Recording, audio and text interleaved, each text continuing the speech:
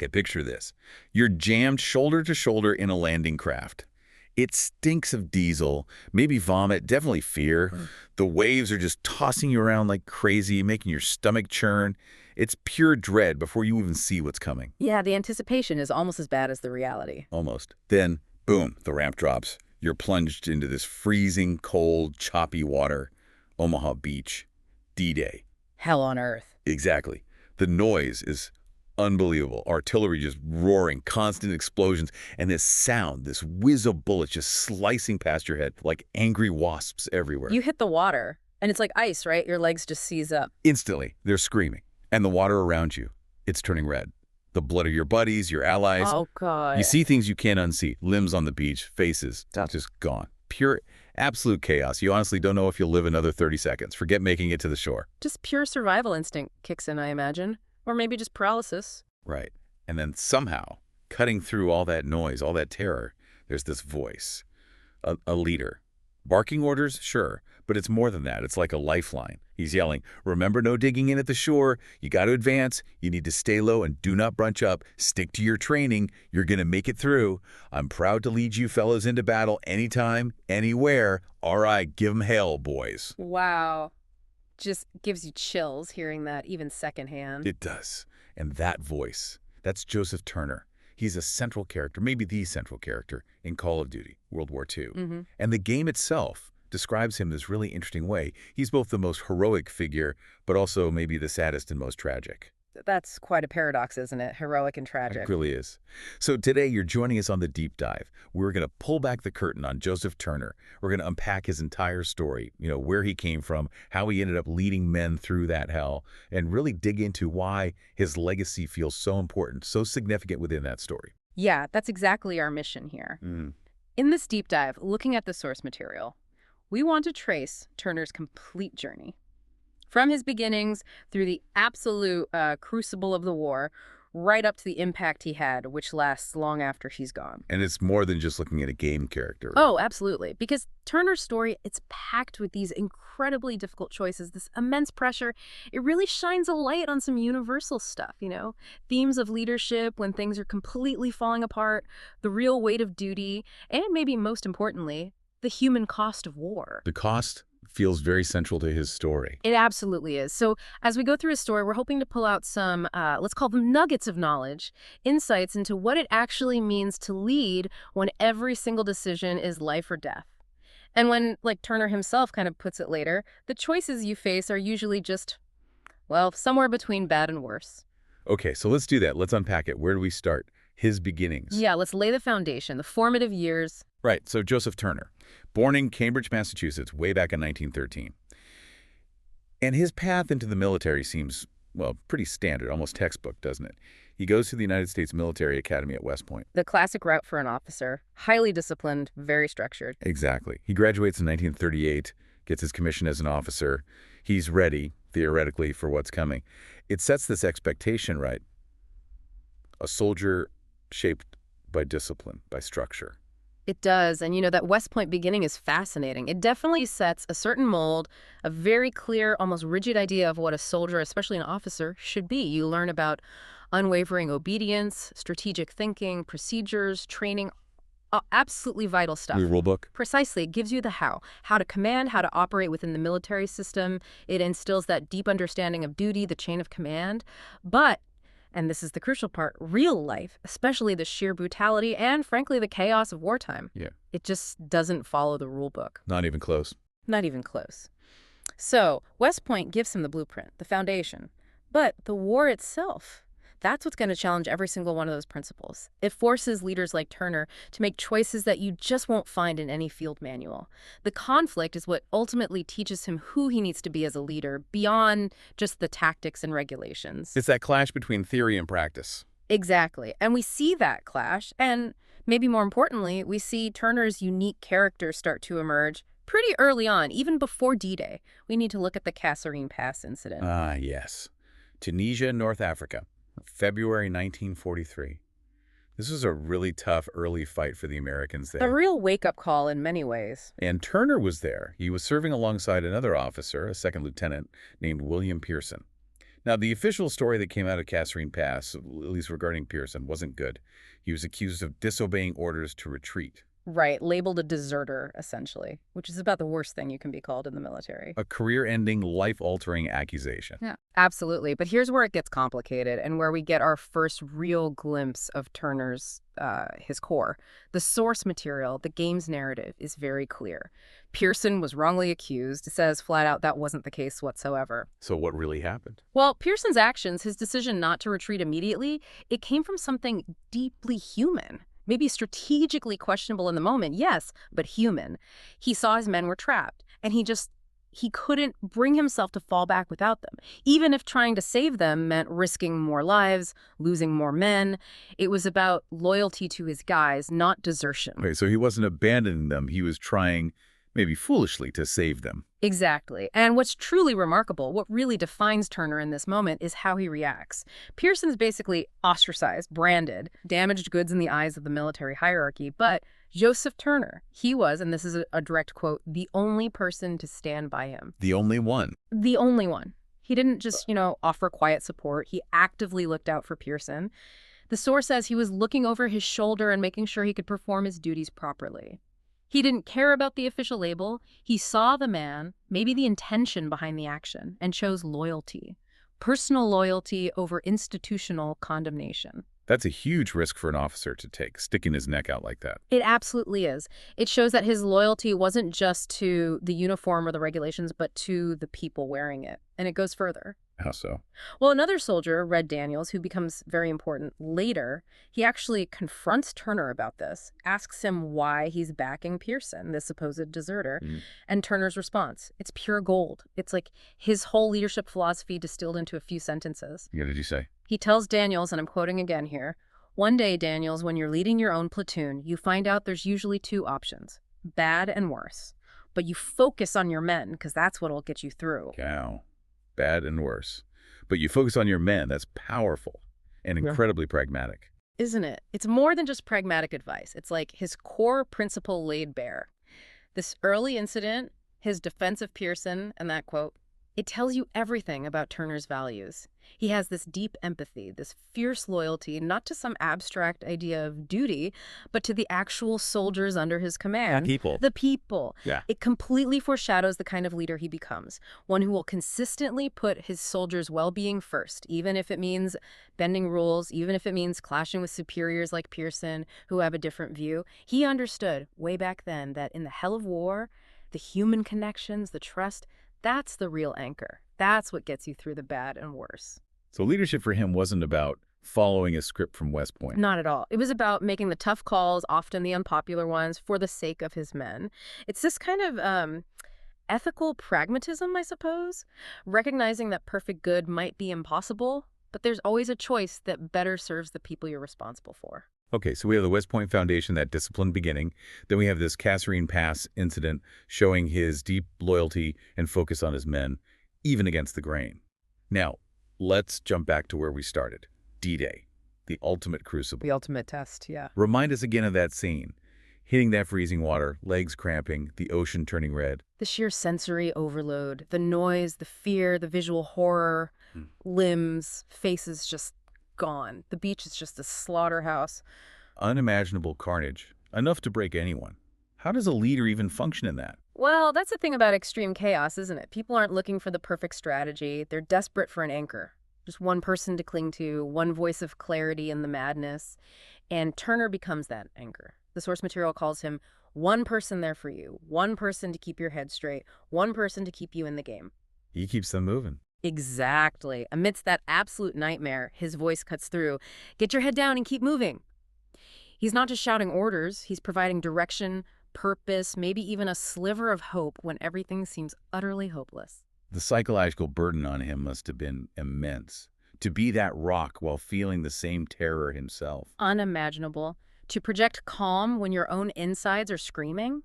To push others forward when every instinct tells you to curl up or run, that's extraordinary leadership. And we see him do it specifically with Daniels, right? When Daniels is faltering. Yeah, he sees Daniel struggling, probably paralyzed by fear, like so many others, and he grabs him, yells, "This is what you train for now. Pick up that bammer. You can do this."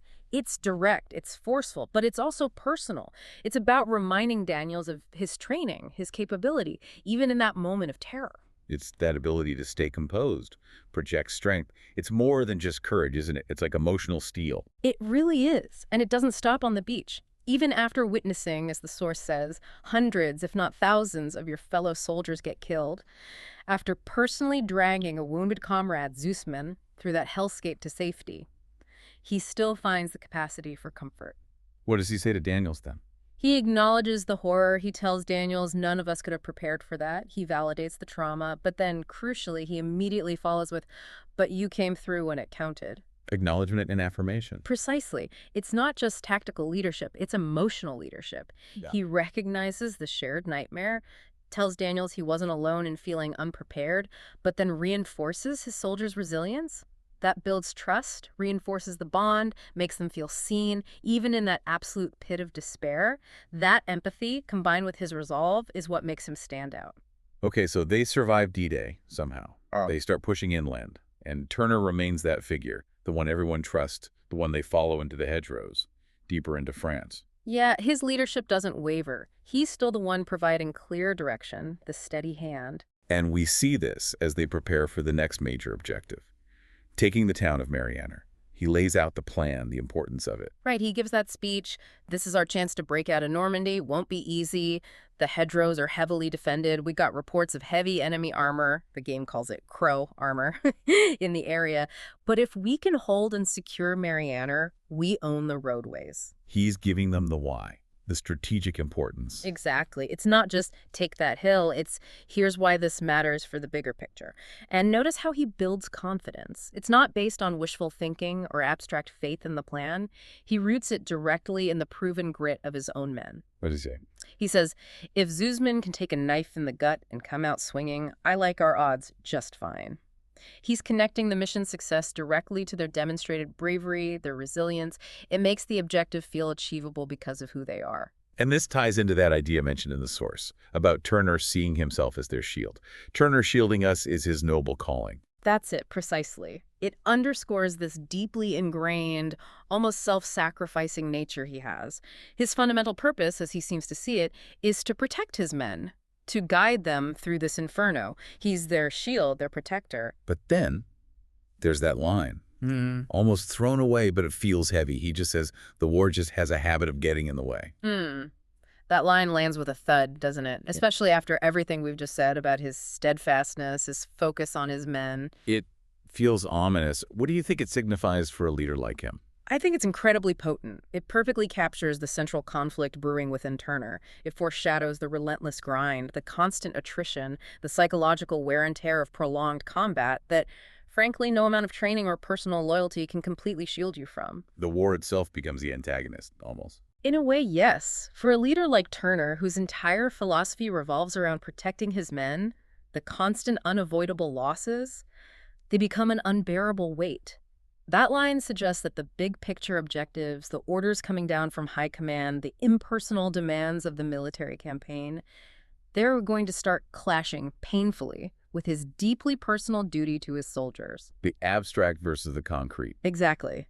As the losses inevitably mount, as the war drags on, his ideals, his very commitment to his men, will be tested in ways that D-Day, horrific as it was, maybe didn't fully reveal. It hints that the war demands soldiers become cogs in a machine, and that's the one thing Turner seems fundamentally unable or unwilling to accept. His compassion is about to collide head-on with military directives. And the source material suggests that collision starts to happen, doesn't it? As the fighting continues, as more men die. It says he began to take it personally. Yeah, that burden just gets heavier and heavier. You can almost feel it in his interactions. These aren't just casualties on a report for him. They aren't abstract numbers or, acceptable losses in a grand strategy. They are his men, individuals, people he knows, people he feels responsible for. And he feels helpless to stop it. That's the agony of it. He feels this profound helplessness, this failure almost, every time someone under his command falls. And this is where the narrative really shines, I think. It doesn't just portray soldiers as, faceless grunts or cogs. It shows them as real people, humans with emotions, bonds, fears, trying to keep each other alive in an environment where that goal feels nearly impossible. That inherent conflict trying to achieve the mission while also trying to keep everyone alive. It's the core dilemma. Yeah. And it creates these intense conflicts, not just with the enemy, but within the platoon itself. Especially when you have leaders like Turner and Pearson who interpret that balance, that sense of duty, in fundamentally different ways. Which brings us right to that critical incident, the civilian rescue. It feels like a real turning point, or at least a moment where the conflict crystallizes. Absolutely. It lays bare the philosophical divide between him and Pearson. So they're advancing into a town. It's been fought over, clearly dangerous. And Turner's platoon finds civilians, two women, one speaking German, hiding in a basement, terrified. And Turner's reaction is instantaneous. It's pure instinct. He becomes that guardian angel, again, not just for soldiers, but for anyone innocent caught in the middle. His first words aren't tactical, they're humane. Whoa, whoa, whoa, whoa, whoa. It's all right. It's all right. We're not going to hurt you. We're not going to hurt you. Immediate reassurance. Totally. And then, without hesitation, he makes the call. We're going to get these people out of here. He starts figuring out how to use a truck, how to evacuate them. His moral compass, his compassion just completely overrides any immediate military objective or potential delay. It's his leadership philosophy in action. Good. Protect life. But Pearson sees it very differently. Oh, yeah. Pearson arrives, sees Turner trying to organize this rescue, and he's focused purely on the mission, the clock, the orders. He says, Crow reinforcements will be here any minute. We don't have time to be babysitting civilians. For him, it's a dangerous, unnecessary distraction. Leading to a direct confrontation. A really heated one. Pearson yells, "What the hell are you doing? Following orders. Everyone back to the hotel. Move, move, move." He's all about the directive, the timetable. Turner, meanwhile, is just determined to get these women to safety. It's a head-on collision of their worldviews. Humanity versus the mission objective. Starkly put, yes. Turner prioritizes the immediate human need, even if it bends the rules or risks the timeline. Pearson prioritizes the order, the strategic goal, viewing the civilians as outside his mandated responsibility. And you can argue both sides in a way. That's what makes it compelling. War forces these impossible choices. But here's the twist, the really fascinating part. Despite this huge argument, this fundamental disagreement on what to do, Pearson covers for him. It's amazing, isn't it? When a superior officer starts questioning what's going on, why they're delayed, why they're messing with civilians, Pearson steps in. What does he say? He basically deflects. He says, "Last time I checked, Turner was in charge, not you. Is he making the calls now?" Then, crucially, he takes the heat himself, or at least shares it. "No, sir. It was my call. It's on me. It's on both of us." Wow. After arguing vehemently against it, he takes responsibility. Or shares it. He does, and it's such a complex moment. What does that tell us? It shows that even for someone as rigidly focused on orders as Pearson, the personal bond, the loyalty forged in combat with Turner, runs incredibly deep. Deeper, perhaps, than even his adherence to the rules in that specific instance. So their shared history, their connection, it overrides the disagreement. It seems so. It reveals the complexity of wartime morality. It's not black and white. Duty isn't just following orders. Maybe it's also about protecting your comrades, even when you think they're wrong. Pearson understands the potential consequences for Turner, and he chooses solidarity over throwing him under the bus. It raises that question, doesn't it? What is the higher duty? Loyalty to the rules or loyalty to the person fighting beside you? Exactly. And that dynamic, that friction yet underlying loyalty between Turner and Pearson, is what makes their relationship so central to the story. It shows how personal connections complicate everything, pushing even the most by-the-book soldiers into morally gray territory. Maybe Pearson's actions here are a tiny crack in his armor, a hint of the change to come. Okay, so this tension keeps building. Their differing philosophies keep rubbing against each other. And it all comes to a head at the next major objective, Hill 493. Yeah, this is where everything culminates, the breaking point. And the platoon has this motto by now, right? It feels incredibly significant here. No mission too difficult, no sacrifice too great, duty first. It hangs heavy in the air, especially given what's about to happen. So the plan for Hill 493 involves splitting up. Turner takes one route, Pearson another, intending to coordinate the final assault. Standard tactics, divide and conquer, then regroup for the main push. But it doesn't go according to plan. What happened? Pearson likely driven by those higher orders to take the hill at all costs, and maybe his own interpretation of duty first, meaning objective first, doesn't wait. He launches his assault on the hill before Turner's group is in position. He goes early, without the planned support. He does, and the result is devastating. Heavy casualties among his men. He takes the objective, technically fulfilling the order, but at a horrific human cost, a cost that perhaps coordination could have mitigated. Which leads to that final raw confrontation at the top of the hill. The absolute apex of their conflict. Turner arrives, sees the carnage, the cost of Pearson's premature attack, and he's devastated, furious. His first question isn't, did we take it? It's, how many casualties? His focus is immediately on the men. Always. He explodes, yelling, the hell with our goddamn orders. These are men, our men. It's pure anguish and outrage at the needless loss. And Pearson's response, still sticking to the mission. Completely. He defends his actions with that cold military logic. We executed the mission. When Turner presses him, he says, there wasn't time. We had orders.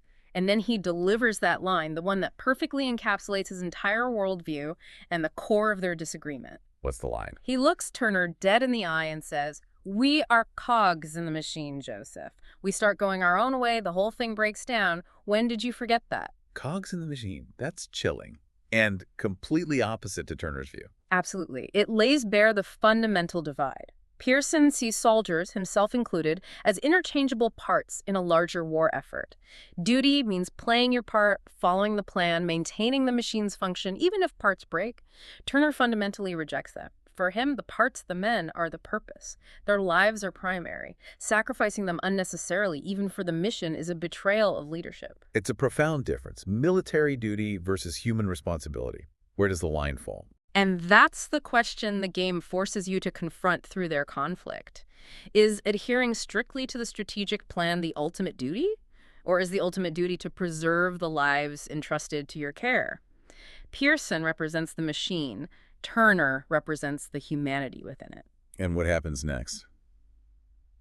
It feels like Turner gives his definitive answer to that question. It does. Almost immediately after that argument, the battle continues. Yeah. They're engaging enemy tanks. It's chaotic, dangerous, and Red Daniels is in trouble, pinned down, about to be overrun. And Turner. Turner, without a second thought, acts. He lives out his motto. No mission too difficult, no sacrifice too great. He throws himself into danger to save Daniels. He saves him but gets hit himself. Badly. Mortally wounded. And in his final moments, his focus is still entirely on his men, on protecting them. He knows he's not going to make it, and he refuses to let Red or anyone else risk themselves trying to save him. What are his final words? The exchange with Red. It's intense. It's heartbreaking. He's urging Red to go. I'm not going to make it. Leave me. I got you. Go. Red resists. No, we ain't leaving you here. Turner insists. You have to. You have to retreat. Got to get our boys out of here. You get me up. I'll hold them off. You have to go. Go. It's his last act of command, his last act of protection. In his very last words. As Red is forced to leave him, Turner says, that was an honor, no sacrifice too great. It perfectly encapsulates his entire being. And crucially, as the source material points out, that ultimate sacrifice feels like it might not have been for his country, but rather his fellow soldiers. It was personal. It was for them. An incredibly powerful, tragic end. But his death. It isn't really the end of his influence, is it? The ripples spread out. Not at all. His sacrifice, his example, it profoundly changes things. It meant a lot more to the war than just saving his men in that moment. His legacy lives on in the people he impacted. Starting with Red Daniels. Absolutely. Red steps up into that leadership void left by Turner. He becomes second in command. And the source notes he adopts Turner's same sort of leading strategy. He internalizes those lessons about prioritizing his men. You hear it when he tells someone, I'm making you my second, and you will support me 1,000%. It's clear Turner's values have been passed on. He didn't just save Red's life, he shaped the leader Red became. But the really surprising transformation, maybe the most significant ripple effect, is Pearson. Yes. Pearson's initial reaction to Turner's death is raw grief, bitterness, maybe even guilt, all mixed together. He says that line, 6 years I served with that man, 6 merry fucking Christmases. It shows the depth of their connection, despite the constant conflict. It wasn't just a professional loss. It's personal for him, too. Deeply personal. And that loss, combined with the unwavering example Turner set, even in death, it starts to work on Pearson. The source says he gradually comes around and realizes that he can't just follow orders to a T. He starts to change. The cog and the machine guy. He does. It's a slow burn, but it's profound. Yeah. And this change, this evolution in Pearson's thinking, directly influenced by Turner, is what leads to a critical moment at the very end of the game. The rescue of Zeusman. Zeusman had been captured, right? Taken as a POW. Yes. And standard operating procedure, the orders from higher up, dictated waiting for authorization before searching for him in hostile territory. The old Pearson would have followed those orders rigidly. But the new Pearson, Yeah. the one influenced by Turner's sacrifice, He makes a different call. The source highlights this explicitly. Another character says, Davis has ordered us to wait for authorization before conducting a sweep. And then significantly adds, but I guess you know what to do with Davis's orders, implying Pearson will ignore them. And does he? He does. Pearson's response is immediate and decisive. Copy that, Sergeant. All right. Yeah. He authorizes the search, disobeying direct orders, prioritizing finding his man, Zeusman, over sticking to protocol. It's a complete reversal of his earlier character. He chooses the man over the order, just like Turner would have. Exactly. It's the ultimate testament to Turner's legacy. His sacrifice didn't just save Daniels. It fundamentally altered Pearson's understanding of leadership and duty. It led him to finally embrace the idea that sometimes loyalty to your men, to human life, is the higher duty, even if it means breaking the rules. And that change directly results in saving Zeusman. So Turner's death wasn't just a tragic end, it was a catalyst. A powerful catalyst. If we connect this to the bigger picture, Turner's true impact wasn't just his own heroic actions. It was how he shaped the leaders who survived him. He inspired them, especially Pearson, to move beyond being mere cogs, to prioritize humanity within the machine of war. That shift, born from Turner's example and sacrifice, led directly to critical successes. His legacy wasn't just about how he died, it was about how he taught others to live and lead. It proves that profound leadership can echo long after the leader is gone. Joseph Turner. He really is this fascinating paradox, isn't he? The disciplined West Point officer and the deeply compassionate, empathetic leader. A man whose commitment to duty first, was always ultimately about his duty to his men. Absolutely. He embodies that complex blend. His story takes us beyond simple war narratives of just following orders. It forces us into the gray areas, highlighting the moral tightrope walk of leadership in conflict. His unwavering loyalty to his soldiers, that fierce protectiveness, it didn't just define his actions. It reshaped the actions of others, creating ripples long after his sacrifice. It challenges that whole cogs in the machine idea fundamentally. It really does. It champions the power of individual conviction, of moral courage, even within a rigid system. It suggests that true leadership strength often lies in that empathy and that connection to the people you lead, not just in tactical brilliance or blind obedience. So maybe the provocative thought to leave you, our listener, with is this. In those extreme moments when the pressure is immense, when do orders stop being about duty and start becoming a potential betrayal of humanity? When does following the machine mean abandoning the people it's supposed to serve? And flipping that, how do those seemingly small acts, standing by someone wrongly accused, choosing to save civilians, ultimately sacrificing yourself for a comrade, how do those acts create a different kind of legacy, a path forward that's maybe more impactful than just following the plan? Think about how those choices, made in the heat of the moment, driven by personal conviction rather than just protocol, can ripple outwards. How they can reshape not just one person's fate, but maybe the entire direction of things. It's a question that goes way beyond this game, doesn't it? It touches on leadership, responsibility, and what we owe each other, especially when things get tough.